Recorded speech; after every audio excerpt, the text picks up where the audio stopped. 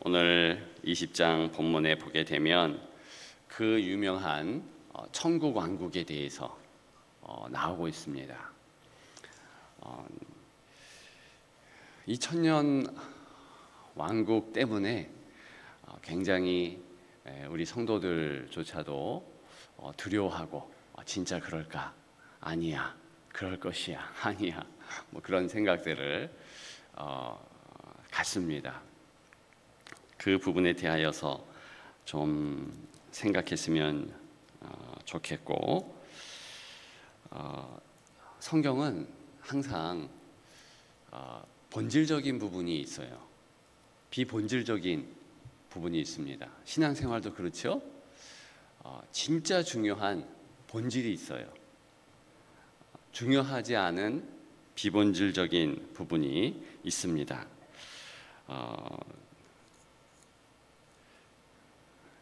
멘데니우스라는 신학자가 있어요.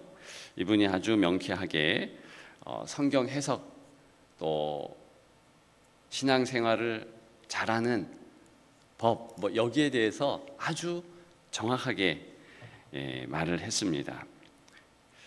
본질적인 것에는 일치를, 비본질적인 것에는 자유를, 모든 것에는 사랑을. 그렇죠? 우리가 교회 생활하는 데 있어서, 신앙생활 하는 데 있어서 본질적인 것은 사랑이에요. 그죠? 비본질적인 것이 신앙생활 가운데 있습니다. 거기에는 자유하도록 두는 것이고, 진짜 본질적인 것에는 한 마음, 한 뜻, 일치가 있어야 돼요. 그래서 교회에서 제일 중요한 게 일치예요.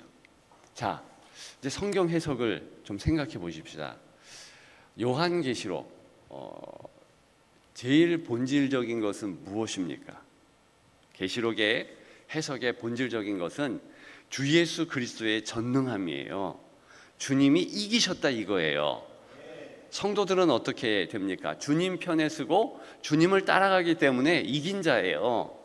예수 그리스도의 십자가의 피보혈이 이겼다. 이게 12장의 메시지입니다. 요한계시록 12장.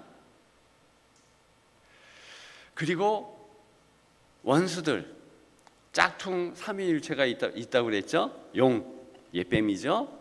그 다음에 두 짐승. 이것들이 777, 하나님의 수, 하나님의 온전하심, 완전하심에 대하여서 유사품을 제시하죠. 짐승의 표 666 하나씩 모자라잖아요. 그렇죠? 힘내라, 힘 격려하고 고난과 환난이 있어도 그거 아무것도 아니다. 내가 이미 이겼고 잠시 동안 고난을 주는 이유는 너희의 성숙과 성장을 위한 것이다. 그것이 요한계시록의 본질이에요. 본질. 그러면 비본질은 뭐냐? 666. 오늘 같이 거론할 천년왕국. 여러분, 이것은요 해석의 자유함이 있어요. 그래서 이런 부분에 대하여서 싸우지 말자고요. 이것을 기억하면서, 자, 천년왕국이 왜 비본질적인 것인지, 예수 그리스도의 전능함을 붙잡고 그분을 따르는 백성은, 아니 재림이 천년 왕국 후에 오든 전에 오든 아무 문제가 없어요. 왜 그러냐 하면 중요한 것은 예수님의 재림이 있다는 사실, 그리고 그 재림을 전후해서 하나님의 놀라운 역사가 있다는 것. 그러니까 초림과 재림, 이게 중요한 게 아닙니까? 이단들은 어떤 식으로 자꾸 성도들을 힘들게 하고 어렵게 하느냐, 장난질들을 하느냐, 비본질적인 거, 천년왕국, 666 표 받는 거, 이런 거 가지고 자꾸 그래요. 자, 우리 4절 다 같이 읽죠. 읽습니다. 또 내가 보니 보좌들을 보니 거기에 앉은 자들이 있어 심판하여 권세를 받았더라. 또 내가 보니 예수를 증언함과 하나님의 말씀 때문에 목배인 장한 자들의 영혼들과 또 짐승과 그의 우상에게 경배하지 아니하고 그들의 그들의 이마와 손에 그의 표를 받지 아니한 자들이 살아서 그리스도와 더불어 1000년 동안 왕노릇하니. 아멘. 자, 1000년 동안 왕노릇한다 그랬어요. 그래서 이렇게 1000년 동안 왕노릇하기 전에 재림이 있다. 이게 전천년설이에요. 전천년설. 세 가지 있습니다. 전천년, 후천년, 무천년. 그래서 이게 어렵지 않은데 이게 헬라어나 뭐 영어나 서양의 언어들은 전치사가 있잖아요. 그래서 전치사가 있어가지고 그냥 앞에 붙여서 전천년설 이렇게 하는 것뿐이에요. 그래서 1000년 전에 재림이 있다. 이게 전천년설이에요. 이해되시죠? 그 다음 후천년설은 뭐냐면 1000년 왕국 후에 재림이 있다. 이게 후천년설이에요. 그러니까 1000년 왕국 후에 재림이 있다. 이렇게 보니까 뭔가 이제 그것을 믿는 종파 이런 데는 굉장히 사회 활동이라든가 뭐 이런 부분을 많이 하죠. 그렇게 해야지 주님이 재림이 오는 거니까 우리가 재림을 당길 수 있다. 이런 식으로 생각을 합니다. 무천년은요, 별 의미가 없다. 그걸 지나서 1000년 그것을 이제 너무 생각하지 말고 그냥 청년 왕국은 없다. 이런 개념이에요. 자, 그렇다면 장로교 우리가 믿는 교리는 무엇일까? 우리는 전천년을 믿습니다. 그래서 역사적 전천년, 세대주의적 전천년 뭐 이렇게 얘기하는데 천년 왕국 전에 재림이 있다 이렇게 보는 거예요. 요것만 기억하고 나중에 다 이제 정리하면 됩니다. 자, 천년 왕국은 본질적인 것이 아니에요. 천년이라는 숫자가 딱 떨어지는 숫자입니까? 우리는 그렇게 믿지 않아요. 왜 그런지 아십니까? 상징적인 수, 뭐 10일 동안 고난을 받는다. 그러면 그 10일이 one day, two day 뭐 이렇게 해가지고 10일입니까? 그것이 아니고 그만큼 짧다. 서머나 교회가 10일 동안 고난을 받잖아요. 그죠? 자, 또 하나. 3년 반 환란. 그래서 그래서 그거를 42달, 42달 환란 받는다. 그렇게도 얘기하고, 그죠? 날수로도 얘기하고. 그러면 3년 반이라는 숫자가 3년 반을 딱 떨어지게 하는 숫자가 아니에요. 지난 주일날에도 말씀을 드렸지만 14만 4천 명 무슨 수예요? 앞에 12 곱하기 12 뭐라고 그랬습니까? 구약의 성도들 뒤에 12는 신약의 성도들 곱하기 1000 많다 이런 의미예요. 이게 히브리 문학의 상징적인 뜻입니다. 그거는 조금만 공부하면 다 알아요. 그죠? 그러니까 1000이라는 숫자도 많다라는 숫자의 100 곱하기 100이에요. 그러니까 엄청 많다. 그러면 1000년 동안 왕노로 산다.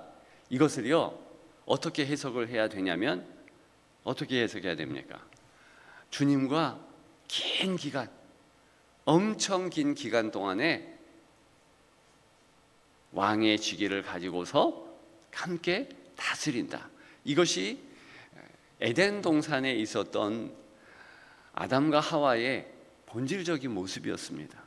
에덴 동산이라는 곳이 사실은 왕노릇하는 지경 아닙니까? 하나님께서 허락하신 곳에서 어느 부분 하나님처럼 다스리는 권세를 받은 겁니다. 그러면 이 사실을 기억하면서 천년에 대하여서 이것은 비본질적인 것이니까 이거 해석에 대하여서는 보통 우리 역사적으로 자유함을 주었습니다. 자연스럽게 예수님이 다 예수님을 믿는 교파들이니까 전천년을 붙잡든 후천년을 붙잡든 그거 상관없이 다 허용을 했습니다.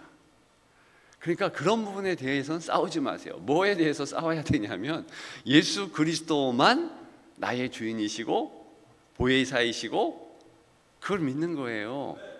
근데 어떻게 두 감람나무 뭐 이러면서 뭐 이만이라든가 문선명이라든가 뭐 박태선이라든가 안상홍이라든가 장길자라든가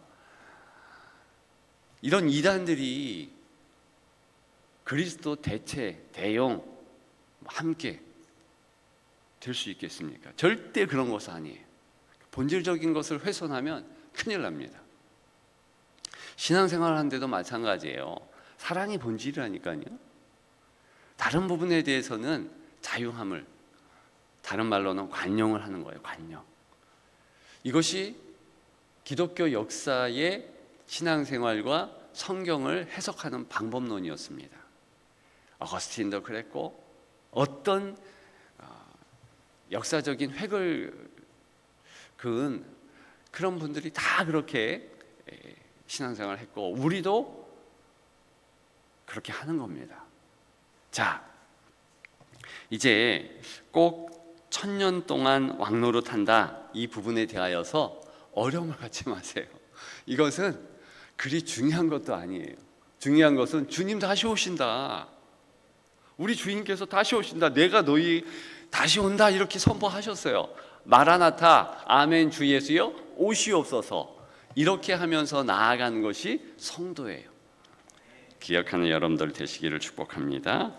그렇다면 여기 중요한 것은요, 우리의 고난도 아무것도 아니고 사단도 아무것도 아니에요. 자, 우리 2절 다 같이 읽습니다. 용을 잡으니 곧 옛뱀이요 마귀요 사탄이라 잡아서 1000년 동안 결박하여 아멘. 이미 어떤 시대인가 예수 그리스도의 십자가의 그 피보혈 때문에요 사단은 치명상을 입었어요. 창세기 3장이죠. 여자의 후손이 어떻게 한대요? 옛뱀, 이 사단의 머리를 상케 한다고 했어요. 사단은 그냥 발뒤꿈치 조금, 그죠? 그러면 머리를 상하게 하는 이 치명상을 당한 거거든요. 힘이 없어요. 우리를 어떻게 해할 수가 없습니다. 근데 자꾸만 잘못된 교리나 잘못된 믿음은 뭡니까? 말세지 말에 이 사탄이가 큰 힘을 가져서 우리를 힘들게 한다는 거예요. 그렇지 않아요.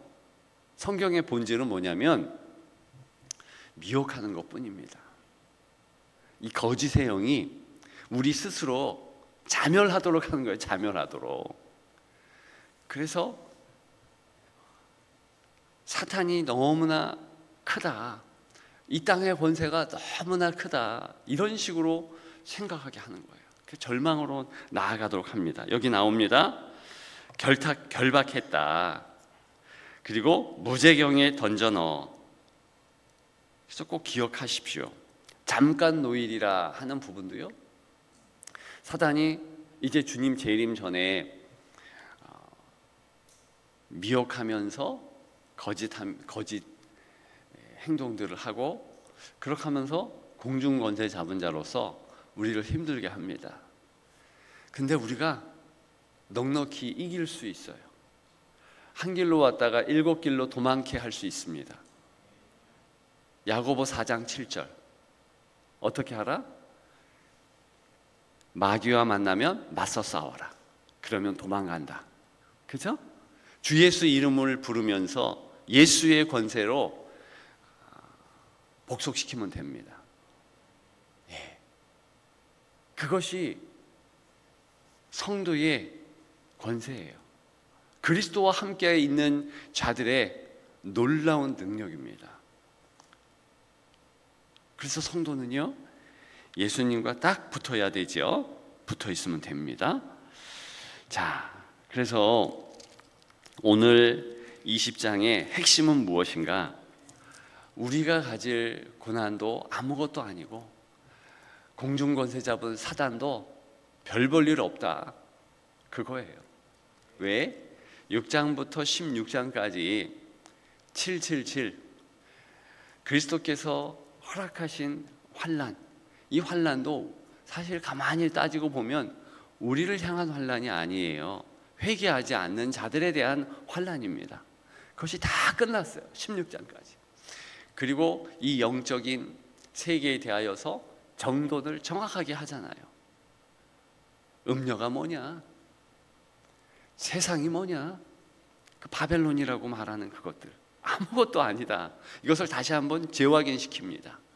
그러니까 6장 전에 5장과 4장도 그와 같이 해요. 1, 2, 3은 우리를 사랑하시는 그리스도 전능하신 그분의 모습이 무엇이고 우리를 붙잡는 하나님의 은혜는 무엇인가 깨닫게 한 다음에 그 절대로 잊지 말고 환난 부분을 이야기하고 다시 한번 확인을 해주면서 이제 신천지가 뭐냐? 신천지, 그러니까 신천지 이상하게 용어들을 그렇게 자꾸 장난질을 해가지고 성경의 용어를 못 쓰겠어요. 하나님의 교회도 마찬가지고 우리가 쓰는 용어와 걔네들이 얘기한 용어는 완전 다릅니다.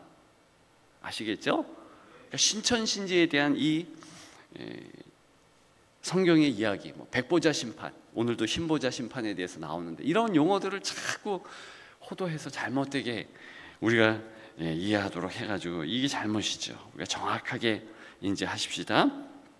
그래서 가장 중요한 것은요, 그리스도 이기셨다, 그리스도로 우리도 이겼다.